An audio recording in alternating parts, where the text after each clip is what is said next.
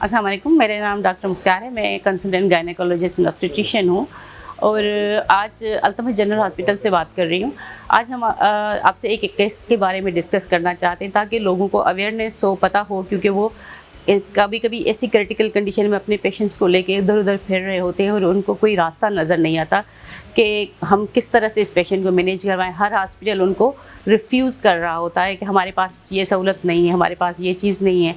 तो वो बेचारे फिर कभी कभी ऐसे पेशेंट्स के अल्लाह ना करे कि वो डेथ भी हो जाती है। हमारे पास एक पेशेंट आई थी अबाउट 3 days बैक।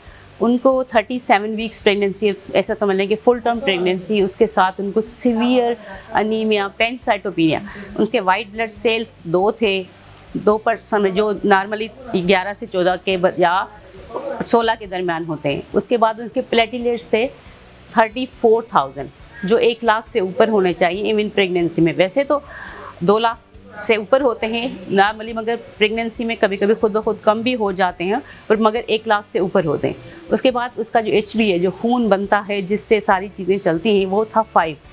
तो इस क्रिटिकल कंडीशन में हमारे पास पेशेंट आए। डेफिनेटली हम भी वरीड थे कि क्या है, मगर हमने उस पेशेंट को लिया, उसको मैनेजमेंट की, उसका डायग्नोसिस बनाया। उसको मोस्ट प्रोबेबली हमारा जो उसका डायग्नोसिस बना, एक तो उसको बना के डेंगू है, मगर डेंगू नेगेटिव आया था।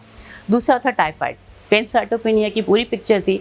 पेशेंट हमारे पास आई, बेबी स्टेबल था, सब चीज़ें थी, हमने उसको मैनेज किया। जो है FFPs, ब्लड जो भी सारा होता है, मगर बहुत ही स्ट्रगल हमारी पूरी टीम ने की और इसके साथ जो है सारा हमने उसको मैनेज किया। तो अचानक से बेबी की जो है दिल की पट्टी आना ख़राब हो गई। अब हमारे पास और सिचुएशन वर्स हो गई कि हम क्या करें, मदर को बचाएं या बेबी को बचाएं। इस सिचुएशन में हमने हिम्मत की, रिस्क लिया। उस पेशेंट को हमने सारे चीज़ें अरेंजमेंट करके सीज़र किया और अल्हम्दुलिल्लाह अल्लाह का शुक्र है, पेशेंट भी हमारी स्टेबल है, बच्चा भी सही है। हमें ICU में उसको रखना पड़ा। Now she is out from the ICU और अभी उसको वार्ड में शिफ्ट करके इंशाल्लाह कल तक हम उसको डिस्चार्ज कर देंगे। आपको बताने का सिर्फ मकसद ये है, कभी भी कोई ऐसा सिचुएशन हो, ऐसी चीज़ें हो, तो होपलेस नहीं होना है। आपने भले आपकी जो चीज़ें अफोर्डेबल होते हैं, कुछ लोग कुछ अनअफोर्डेबल होते हैं, मगर चीज़ वहाँ पे आप अपने मरीज़ को ले जाएं जहाँ पे आपको फैसिलिटी भी मिले, आपको अच्छा डॉक्टर भी मिले।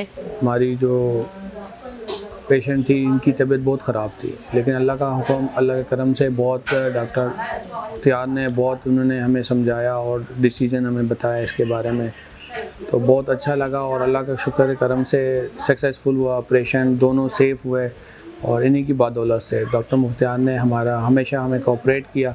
और यहाँ तक कि हमने बहुत कोशिश की दूसरे हॉस्पिटल में, लेकिन वो हमारे पेशेंट लेने के लिए तैयार नहीं था।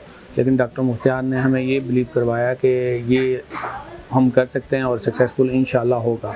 हमारी तरफ से कोशिश होगी और ये यकीनन अल्लाह की तरफ से कामयाब हुआ ऑपरेशन और दोनों सेफ़ रहे।